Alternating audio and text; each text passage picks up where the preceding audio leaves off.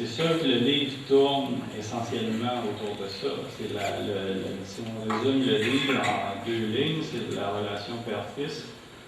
Puis c'est qu'est-ce qui nous prédétermine quand on est dans un milieu X. Qu'est-ce qui fait que l'espèce d'héritage qui nous précède, pas un héritage on ne parle pas d'argent, mais l'héritage socio-culturel.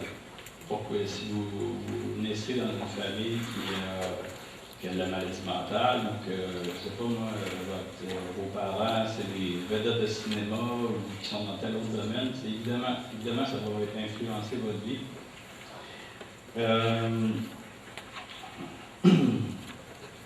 Mais en fait, une fois que ça est établi, pour moi, la deuxième idée, la première, maintenant, c'est le sujet. La deuxième, c'est de trouver un ton, trouver un style.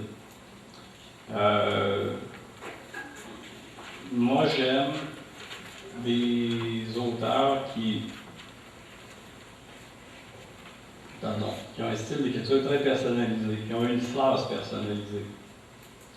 Quand je parle qu'on reconnaît à lire un paragraphe, pas nécessairement qu'on se dit qu'on devine que c'est Kafka, mais si on le lit, on se dit qu'il y a juste Kafka qui aurait pu écrire ce livre-là comme ça.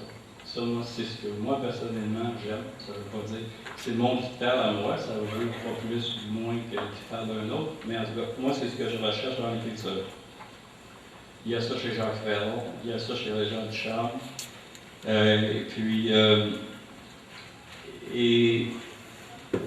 par contre, c'est quelque chose dans le domaine de l'édition qui n'est pas valorisé.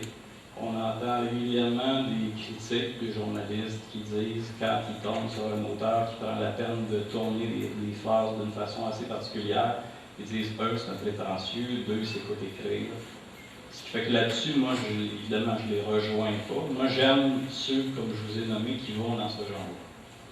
Ça, c'est pour ce qui est du ton. Évidemment, il y a toute la question de l'oralité aussi. Bidou, ça a été écrit en disant tout le temps le texte à haute voix, avec les enchaînements, avec les sons, le ton de la langue québécoise qu'on a pu avoir à travers les années.